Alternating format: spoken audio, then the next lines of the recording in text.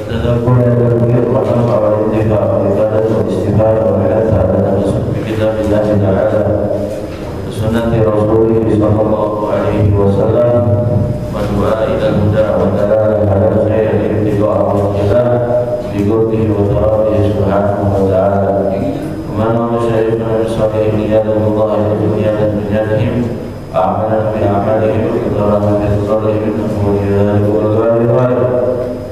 بسم الله الرحمن الرحيم.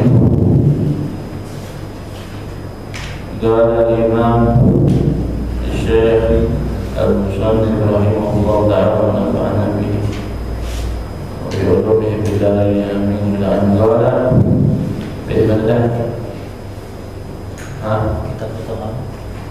كتاب الطهارة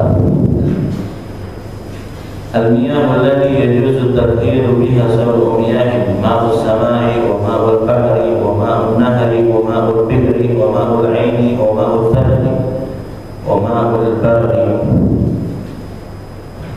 Bab air-air jamak daripada ma'un. Air-air allati yajuzu tathiru biha, yang diperbolehkan untuk mensucikan. Mana mensucikan di sini izalatun najasah dan juga berwudu atau mandi besar. Jadi mana membersihkan, menyucikan di sini adalah menghilangkan najis dan juga berwudu dan mandi besar. Itu tathir itu doanya. Jadi air yang diperbolehkan untuk mengangkat hadas dan menghilangkan najis itu ada 7 macam. Sab'u miyahin. Yang pertama ma'us sama, air langit, air hujan.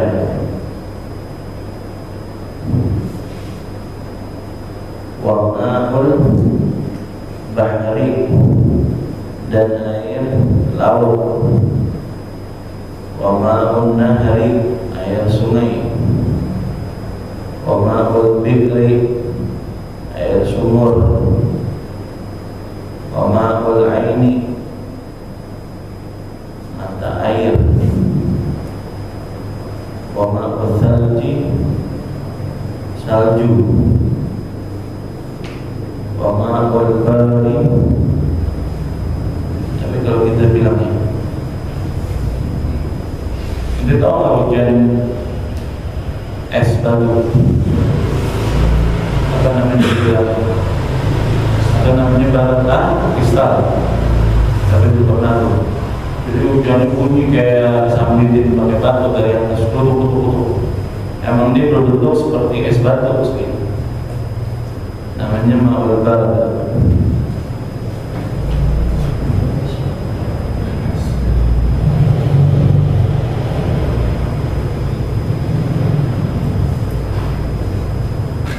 Ada yang turun dari langit, ada yang berasal dari bumi.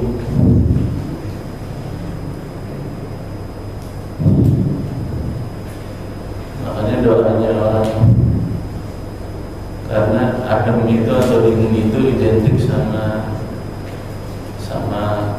kesukaan orang. Allahumma ghsilhu bil ma'i wal thalj wal barad. Nanti kan kalau doa mayit di rakaat di takbir ketiga, Allahumma ghsilhu bil ma'i wal thalji wal barri, ya kan? Wa naqqihi min al khataaya kama yunqqa thawbul abyad min ad-dans. Ya Allah, mandikanlah dia dengan air dan juga dengan salju dan juga dengan air dingin yang itu tadi apa? Kristal air itu. Terus kemudian mana gigi minal khotoya kama yunqqa thawbul abyad min ad-dans. Hapuskanlah dosanya sebagaimana kau hapuskan atau kau bersihkan baju putih yang baru dicuci dari kotoran.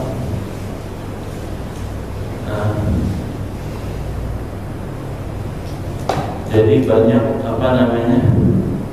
ini cuma inian aja, namanya kinayah bahwa umumnya orang kalau pakai air dingin itu tenang gitu.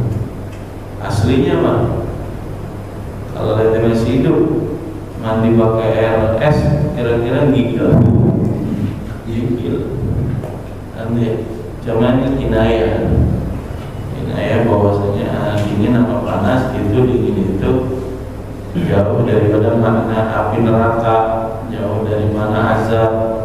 Makanya yang diambil kalimatnya adalah al-barad, kristal, terus kemudian air salju gitu. Terus kemudian Kemamiyah ada arba'ati aqsam. Ayat ada 4. Tahir gaya makruh, istimaluhu wal mutlaq. Suci, mana tahir itu suci. Mana suci itu kalau kita pegang tangan ente kayak jadi najis. Lalu mutahhirun, dia bisa mensucikan. Jadi dipegang dia kagak najis, tangan ente tidak menajiskan tangan, tidak menajiskan yang lain, dan dia bisa mensucikan atau menghilangkan najis bagi yang lain. Itu namanya tahirun mutahhirun ghairu makruh isti'malu, dan dia tidak dimakruhkan di dalam pemakaiannya. Mana pemakaian ini menghilangkan najis dan mengangkat hadas. Wa huwa al-ma'ul mutlaq, yaitu air mutlaq, air putih ini. Air mutlak, air yang nggak punya sandaran apa-apa. Maksudnya air itu beda sama kita bilang air teh, berarti ada sandarannya. Berarti air itu ada warnanya, itu teh. Beda sama ini. Kalau kita bilangnya apa ya? Air putih. Kalau orang Malaysia bilangnya air kosong. Air kosong ya. Mutlak dia enggak berisbat sama yang lain. Anggap awal mutlak. Yang kedua, watahirun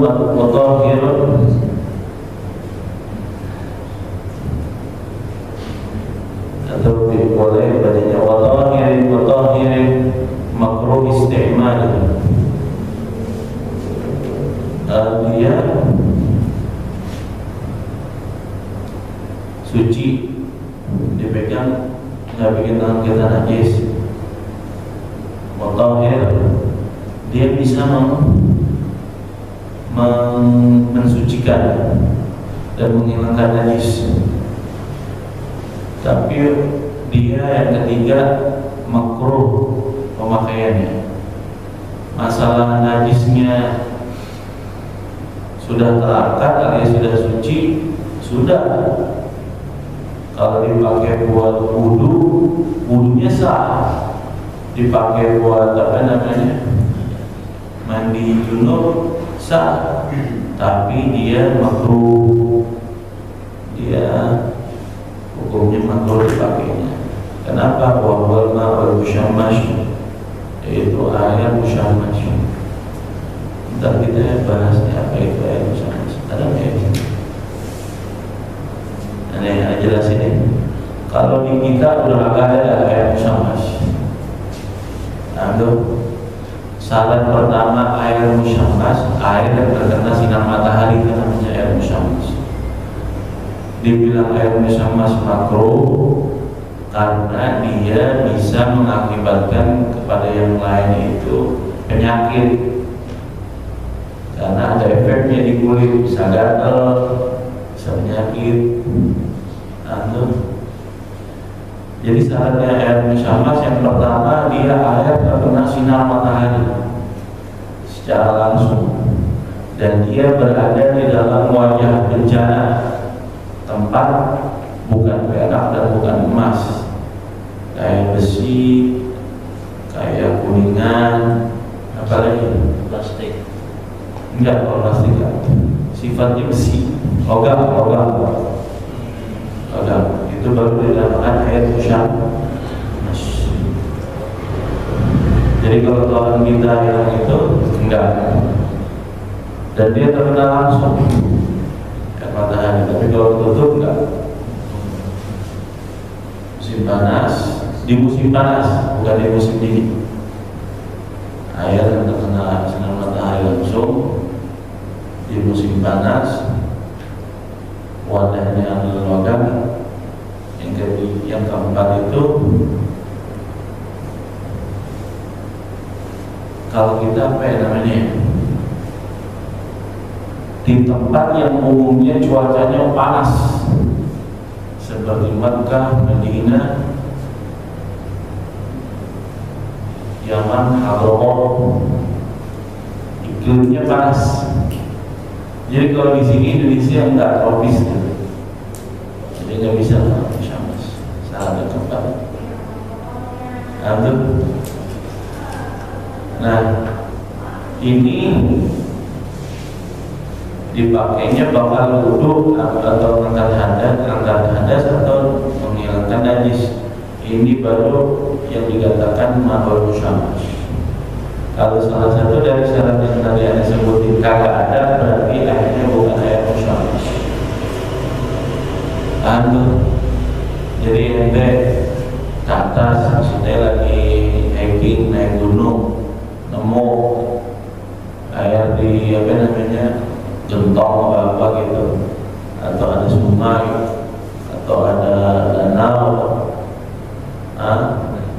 airnya terkena sinar matahari langsung di tengah hari gentet, ente pakai oli vapor nggak bisa, karena apa? Iklimnya beda gitu. Kecuali ente hikingnya di sono no, di Hadramaut. Di Hadramaut nggak usah pakai hiking, di depan rumah itu udah panas. Iya, nggak usah pakai naik ke gunung jadi panas, depan rumah itu panas. Anda tidur pakai anduk, udah dikasih cipratin air remuk gitu, bangun tidur sejam kemudian udah kering. Itu di kayak gini, cuma pakai kipas, nggak pakai AC. Jadi pakai kipas itu kipasnya yang kencang. Ya alhamdulillahnya bisa tidur. Cuman muka kayak digambarin orang. Panas. Kalau naik bis, kacanya dibuka, baru kena sama angin, jadi pasir-pasirnya baru masuk. Jadi ini kita nih baru pasir semua nih. Ambil bibirnya kalau ini apaan nih? Kalau kita kali bekas kentang crispy kali. Pasirnya udah sampai bulat.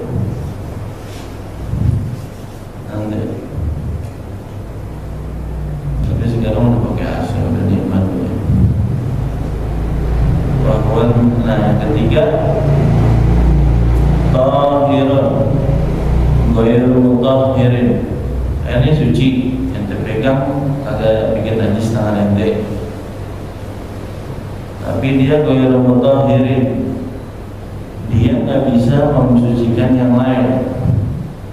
Nggak bisa dipakai bakal wudhu, nggak bisa dipakai bakal mandi wajib, nggak bisa dipakai bakal ngilangin najis. Termasuk ngilangin najis adalah istinja.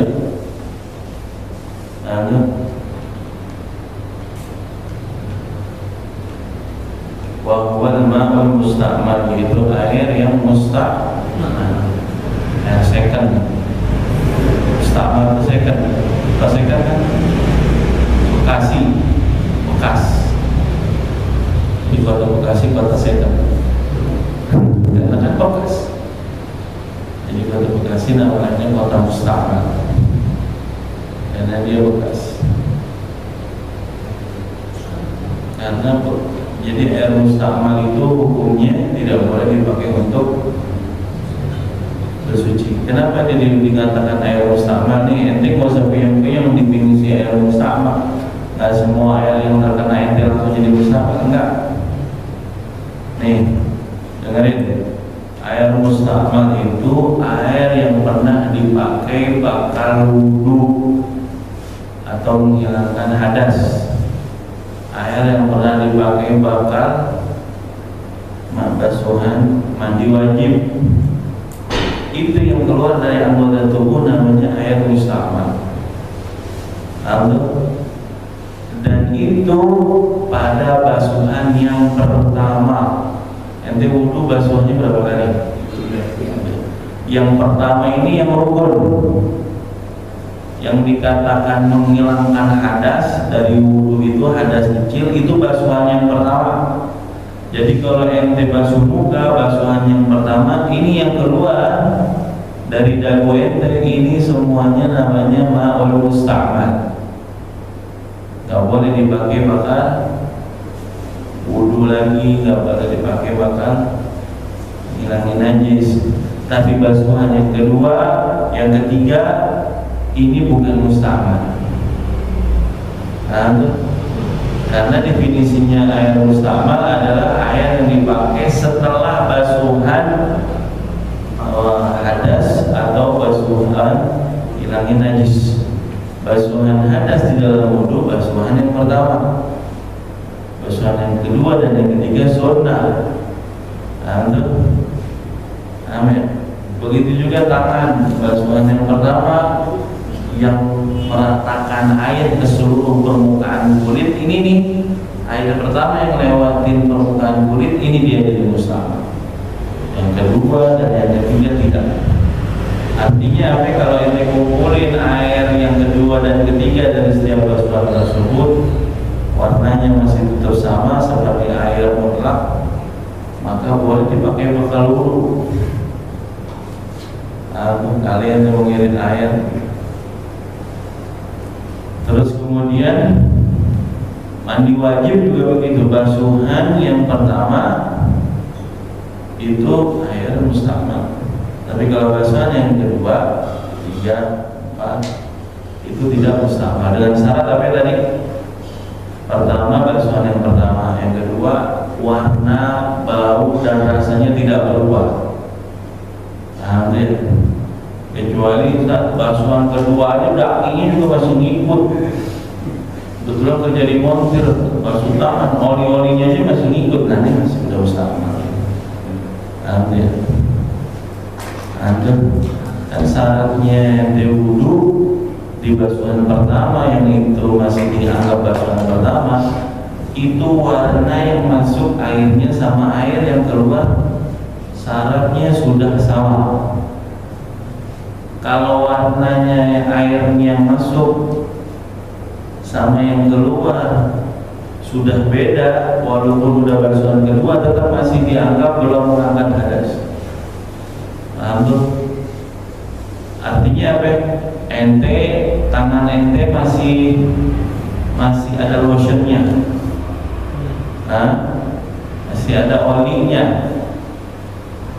Basuhan yang pertama airnya masih berminyak, yang kedua masih ada minyak-minyak. Nah ini namanya belum habis.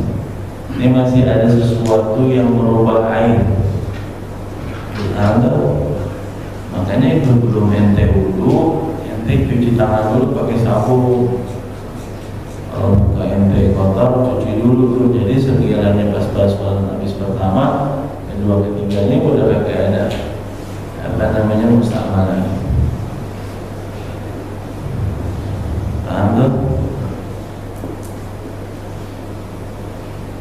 Yang kedua yang dikatakan hukumnya sama seperti air musta'mal, tidak boleh dipakai bekal wudu, adalah air yang kecampuran sesuatu yang suci tapi berubah warna dan rasanya, baunya.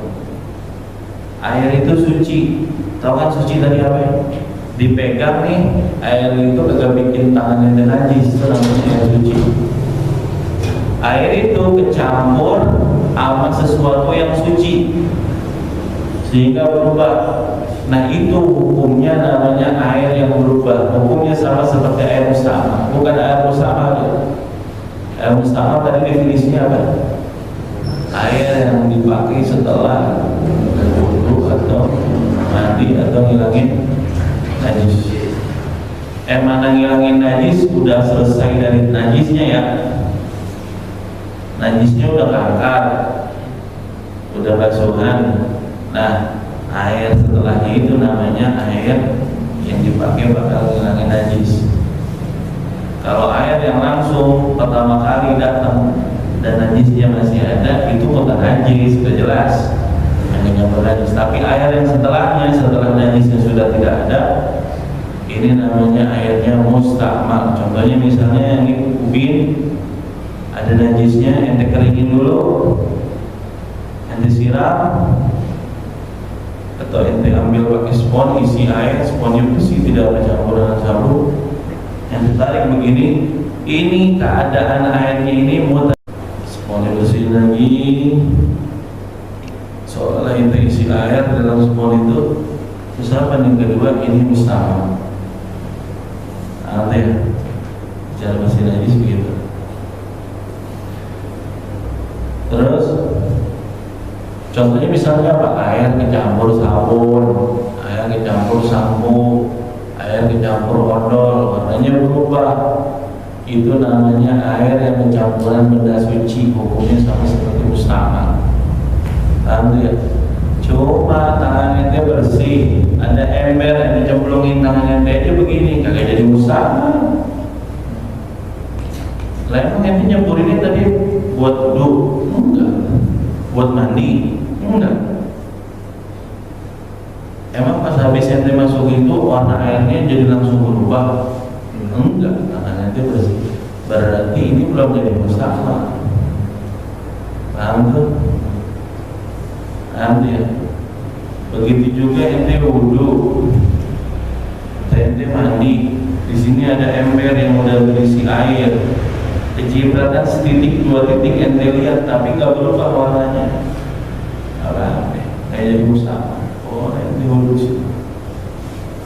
Paham ya? Jangan takut banget sama air. Paham ya? Itu dia. Soalnya kadang orang begitu tuh, pilih-pilih dia, ini kayaknya udah kecampur nih kayaknya. Kalau masih kayaknya belum. Fikih itu harus terlihat. Paham ya? Karena ini pernah bilang, walaupun di situ umumnya jatuhnya najis, anduk ente jatuh, celana ente jatuh di lantai kamar mandi setelah ente mandi, akhirnya ada bekas basah di pakaian tadi yang jatuh, apa hukumnya? Suci. Bahkan tadi saya pipis itu, bahkan ente habis itu ente siram. Karena habis itu ente mandi dulu ke siram bakso kemana aja itu udah jadi bersih. Jadi suci itu tidak menunggu kering. Suci itu tidak menunggu kering.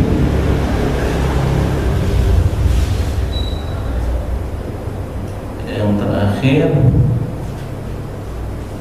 ini dia nih, yang sama hukumnya kayak air musta'mal, yang tahir ghair mutahhir li ghairihi, yang dia suci tapi tidak bisa mensucikan yang lain atau dipakai bakal berwudu atau mandi atau ngilangin najis, adalah air musta'mal.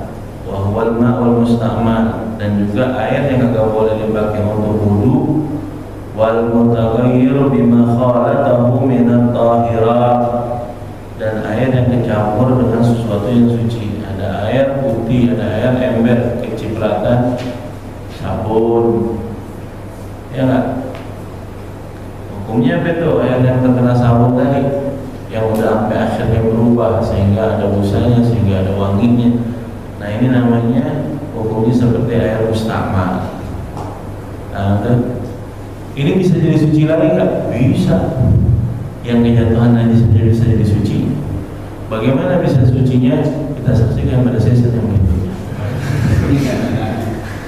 Wa ma'un najisin, dan air yang najis adalah bahwa ladzi halat fihi najasatun, air yang terkena najis. Sedangkan air tadi bahwa dunal kullatain, air tersebut kurang dari 2 kula. Air dari kurang 2 kula kalau di ukuran bak tadi panjangnya 1 dhira' warubu. 1 dhira' warubu itu kurang lebih 70 cm, panjang kali lebar kali tinggi, itu udah 2 kula. 70 cm kalau ukurannya apa nih bilang tadi, berbentuk persegi, panjang 70 cm, lebar 70 cm, tingginya 70 cm. Pas udah dipastikan kalau airnya penuh seukuran itu berarti dia sudah 2 kula. Atau kalau bentuknya tabung adalah diameternya 1 zira' 50 cm, ketinggiannya 1 zira' onus kalau nggak salah.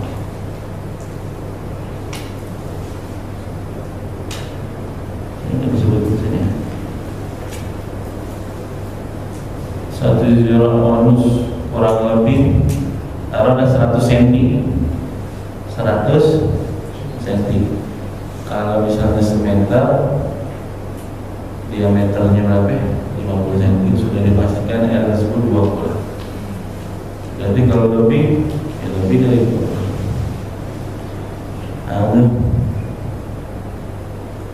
Au kana kullatain, ataupun air najis yang terkena najis tersebut 2 kula, tapi dia berubah warna, bau dan rasanya, maka air tersebut jadi mutanajis. Nah, tuh kalau air mutanajis nggak bisa dipakai bakal wudu, nggak bisa dipakai bakal mandi. Walaupun tadi konsumsi antirat, ini ukuran Baghdad. Ente kan orang Paduri, jadi bukan ini ukuran ente. 2 kula adalah 500 rotol. Nah, bil Baghdadi takriban kurang lebih bil asal. Nanti udah kita paling gampang tadi ukurannya 70 kali 70 kali 70 cm, bukan meter. Lalu jadi kalau punya air tersebut berarti nanti udah punya air 2 kula. Kalau air 2 kula kejatuhan najis, maka tidak jadi najis kecuali berubah bau, warna dan rasanya. Kalau ada air 2 kula, ente pipis kecipratan, ente lihat tuh, lihat cipratan, tapi air tersebut masih jernih, tidak ada baunya, tidak ada rasanya. Rasanya gini, bukan, rasa itu ketika dipegang ada panas, tadinya dingin jadi ada hangat, begitu katanya. Bukan dicicipin pakai lidah ente. Iya gitu.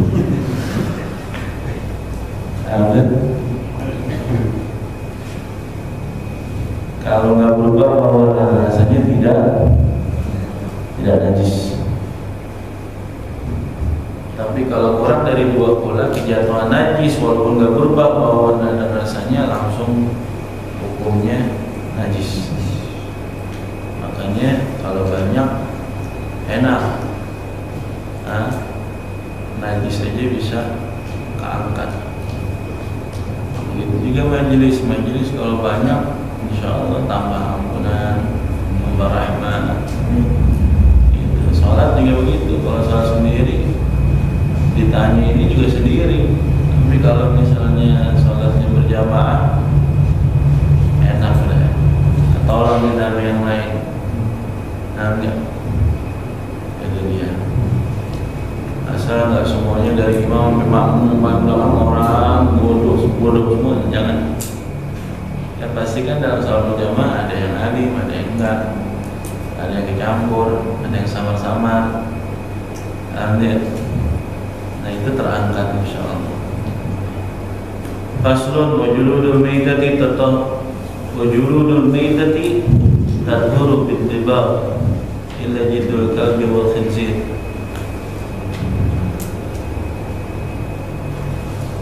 Kulitnya bangkai itu suci, bisa menjadi suci dengan cara disamak. Tahu samak ya? Anda tahu nggak samak? Samak, iya caranya digoreng, ada prosesnya, dijemur, ditaruhin sesuatu dulu biar stikletin. Itu juga kulitnya kulit bangkai. Kulit bangkai itu adalah, tahu kan bangkai? Bangkai adalah hewan yang mati tanpa proses sembelih. Kalau dia hewan yang boleh dimakan. Ada kambing kan boleh dimakan, tapi dia matinya bukan disembelih. Matinya tiba-tiba sakit, mati di kandang. Ini haram nih hukumnya dimakan. Tapi kulitnya itu bisa jadi suci jika disamak. Buaya itu bukan hewan yang boleh dimakan. Walaupun nanti prosesnya sembelih, kagak sembelih, tetap hukumnya haram dan bangkainya dan hukum matinya bangkai, artinya tidak boleh dimakan. Tapi ketika dia mati, boleh dipakai, jadi suci itu kulitnya jika prosesnya disamak. Boleh dipakai itu kulit itu jadi bagian dari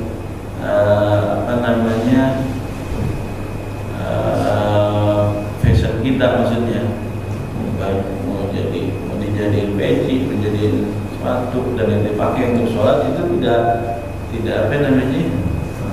tidak najis, tapi dengan syarat tapi prosesnya sama-sama. Ular juga begitu. Ular haram apa halal? Haram. Walaupun dipotong kayak kambing tetap haram hukum. Dan hukum matinya ular hukumnya bangkai.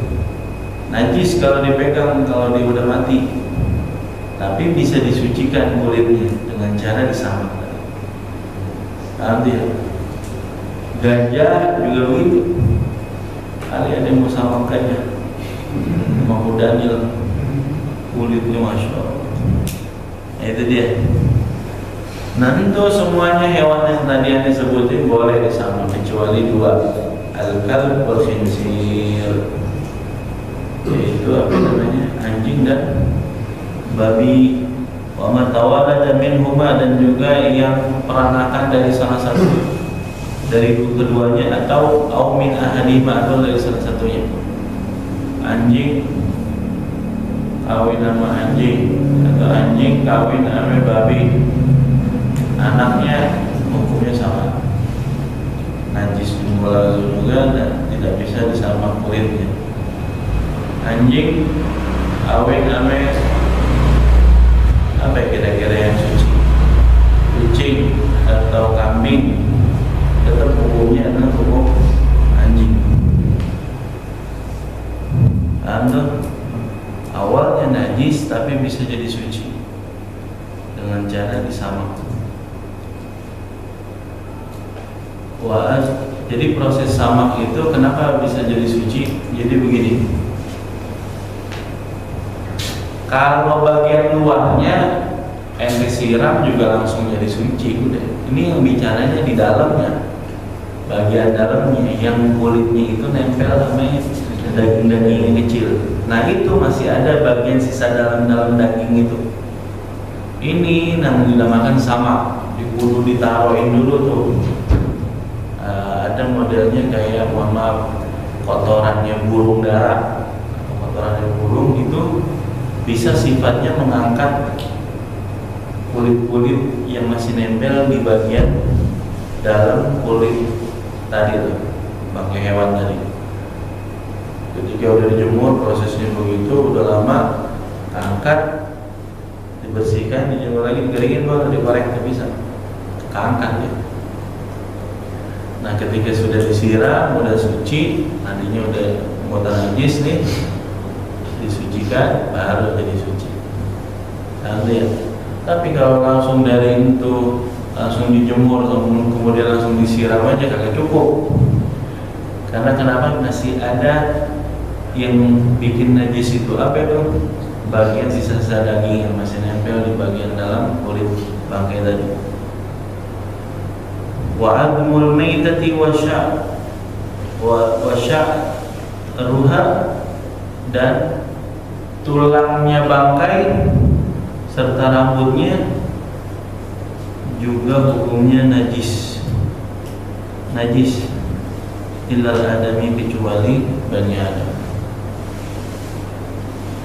Artinya, jadi rambutnya bangkai itu juga hukumnya najis. Terus kemudian apa? Tulangnya bangkai juga hukumnya najis, kecuali manusia nggak dikatakan najis karena ada kemuliaannya. Walaupun karramna bani Adam, sungguh kami telah muliakan anak cucu Adam. Jadi walaupun sudah meninggal, rambutnya masih suci.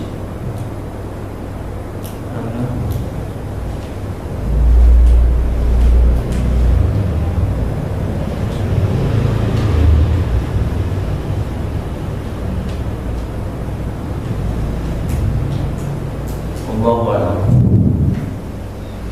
Ada pertanyaan?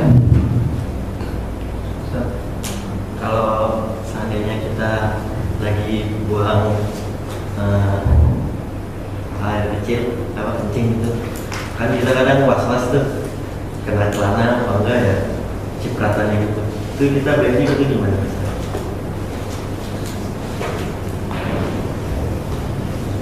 Jadi kan tadi dibilang tidak ada suatu yang najis alias dihukumi najis, melainkan ente melihat dengan mata kepala ente sendiri itu cipratannya itu.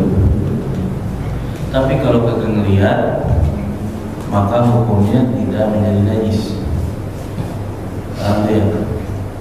Ini makna ente ngelihat, emang ente lihat, jeli gitu. Bukan sebenarnya nyiprat perasa terus pura-pura kagak lihat, kagak boleh. Ambil. Jadi dia kencingnya diri yang kemungkinan kalau dia lihat itu nyiprat kemana-mana, tapi dia merem. Habis itu yang dibersihin cuma apa? Cuma bekas najisnya yang tadi dia pipis di situ, terus kemudian kemaluannya dia istinja, udah. Ininya nih yang tadi itu ini nggak melihat, itu bukan yang melihat, pura-pura kotor mananya. Nanti sama seperti orang yang was-wasnya udah pakai celana, udah pakai celana dalam, terus berasa keluar, nanti itu harus dicek. Jika perasaan keluar itu beneran dicek itu keluar, berarti besok-besok kalau kejadian dia begitu itu tandanya keluar. Tapi kalau ini keluar, langsung buru-buru ke kamar mandi cek, oh enggak, ambil. Berarti kalau besok kalau begitu enggak, ambil. Tapi tetap ikhtiarnya ngilangin was-was perlu. Apa? Pada saat dia pipis, istibro itu benar-benar membersihkan. Jadi pipisnya dulu berdaham, diurut, kalau perlu turun naik, diri jongkok, kalau perlu latihan kayak orang silat, pakai teknik atas, istibro dalam. Udah ikhtiar itu ada sekiranya dia mendorong sisa-sisa yang ada di kantong kemih itu. Udah ente istinja, udah nggak keluar lagi, kita cipratin sedikit kemaluan ente. Nanti ketika ente masuk pakai celananya, ketika berasa itu, anggap kalau itu adalah air tadi yang dicipratin. Tapi dengan syarat ente udah istibrak, dan dengan syarat sebelumnya sudah ada pengalaman kalau berasa begitu pas dia cek itu nggak ada, nggak keluar. Nanti ya, kan biasanya kan kecium baunya, tapi sedikit aja bau. Ya. Kalau dia warnanya kuning misalnya, karena di celana dalamnya warnanya putih.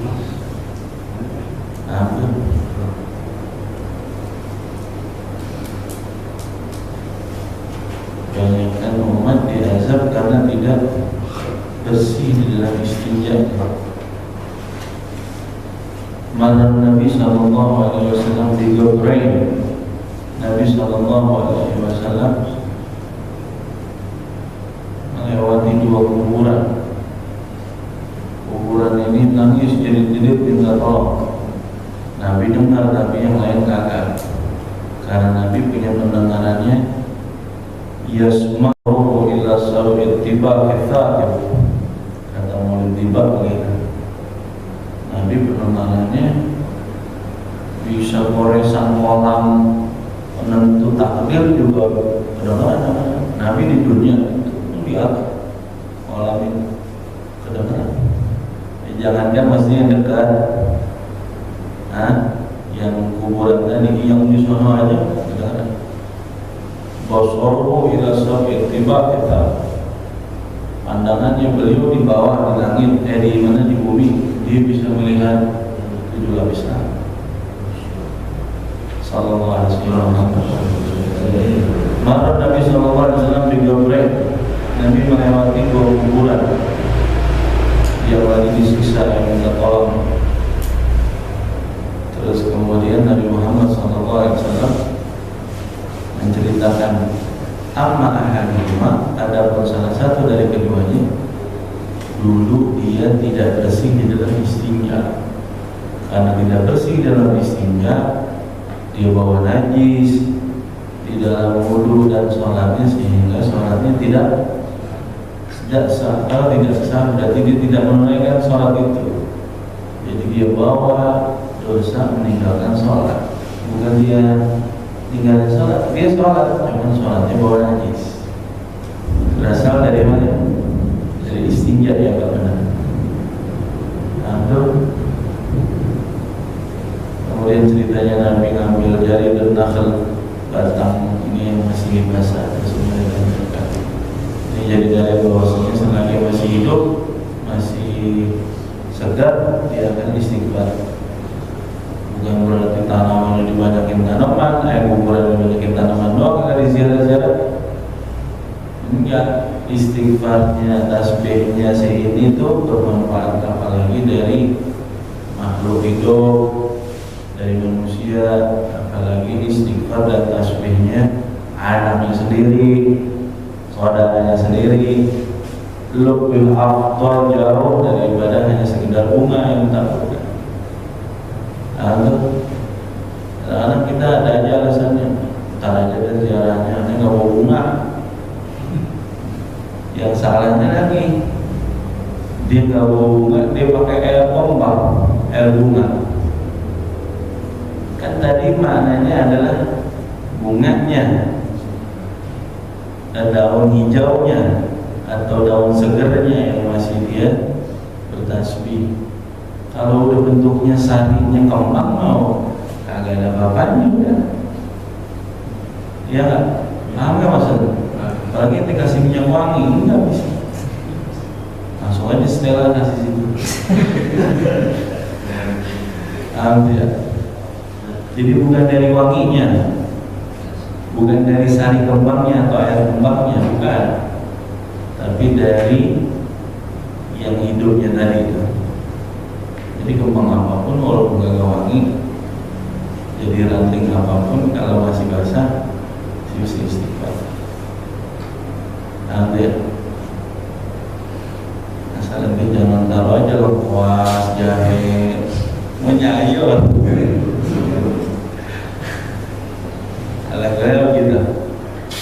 Paham ya? Ada lagi?